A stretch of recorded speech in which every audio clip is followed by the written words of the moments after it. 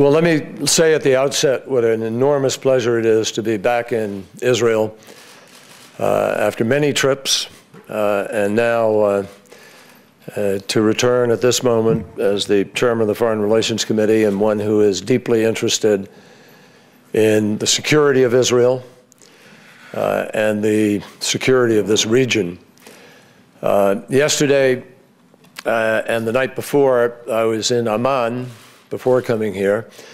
And I had the chance to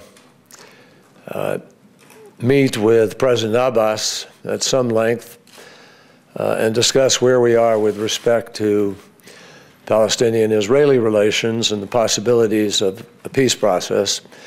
I met with King Abdullah and then came here and today have met with the Prime Minister, with opposition leader Tzipi Livni, and I will be meeting this afternoon with President Perez and tonight with Defense Minister Barak. Let me just say that based on the meeting with the Prime Minister of Israel today and the meetings in Jordan, I am convinced that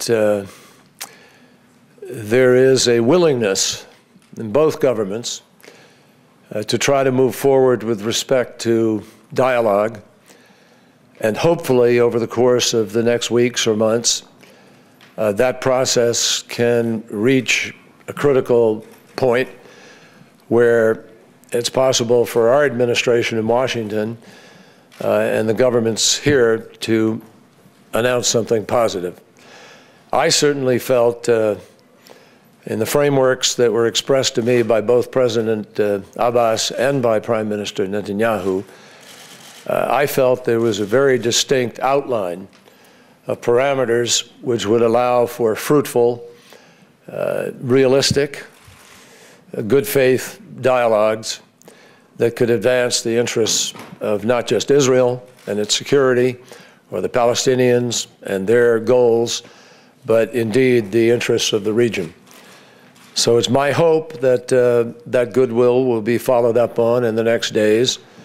There's a meeting, obviously, of the Arab League in the next days, which may or may not be able to contribute to that. But irregardless of what happens with respect to the Arab League, I believe it is in the interests of Israel and the interests of the Palestinian Authority to begin discussions. And my hope is that that can happen as soon as possible. With respect to Iran, there is no one in the United States Congress who is not deeply concerned about the steps that Iran has been taking, not just with respect to its nuclear enrichment program, but also with respect to its relationships with others in the region. We are concerned, deeply concerned, and talks are ongoing at this moment with our allies, with the Quartet, with the Chinese, and obviously at the United Nations, to press forward with respect to sanctions if there is not a change of behavior.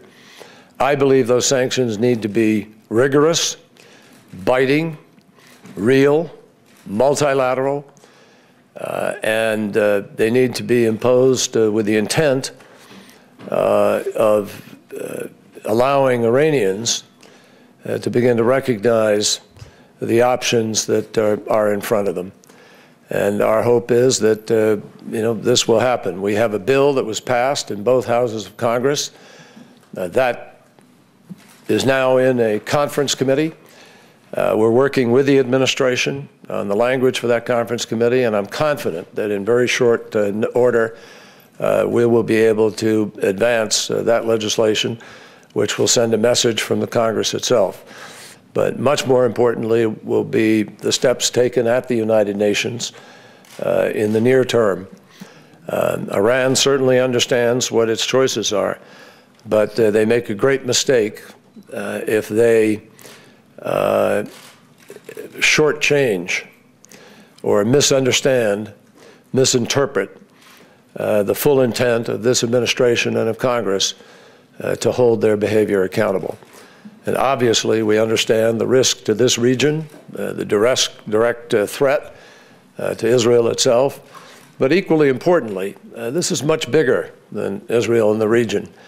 We are engaged in efforts to reduce nuclear weapons with Russia. We hope that a START agreement will be signed very, very shortly. We are engaged in efforts, obviously, with respect to North Korea. And needless to say, there are tensions in a country like Pakistan with what's happening with respect to radical extremism in that part of the world.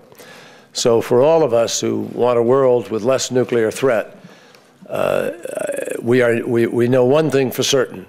The road to that safer world does not lead through a nuclear Tehran. So we're determined to proceed forward with those sanctions, and I'd be delighted to answer any questions that anybody may have. Sir. Senator Barak Ravid from Haaretz newspaper.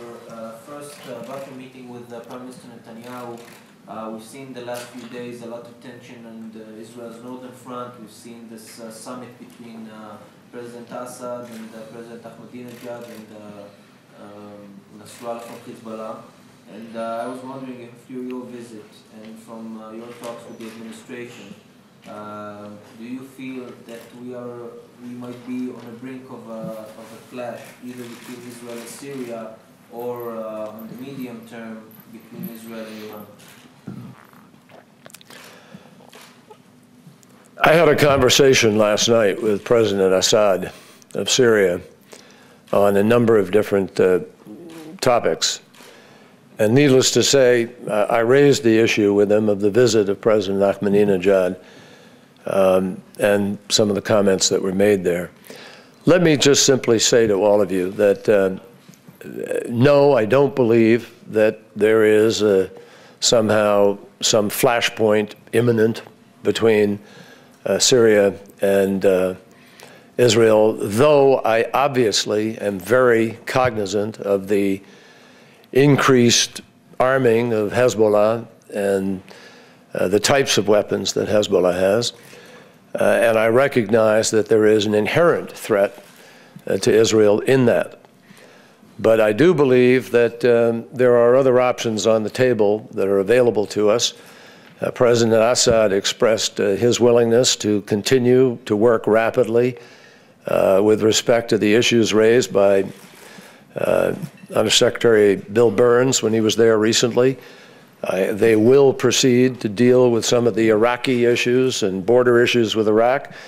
And he was very open in my conversation with him to discussions with us about the road forward for a larger discussion with respect to Israel, ourselves, and other interests that he may have. I don't think any of us should be surprised, given the relationship of the last years, that discussions are continuing between Syria and Iran. I'm not surprised. It's a neighbor, and they have obviously been pushed somewhat together by the events of the last years. My hope is that all of us can offer a better alternative, a better set of choices, and it'll be up to President Assad and Syria as to what choices they want to make.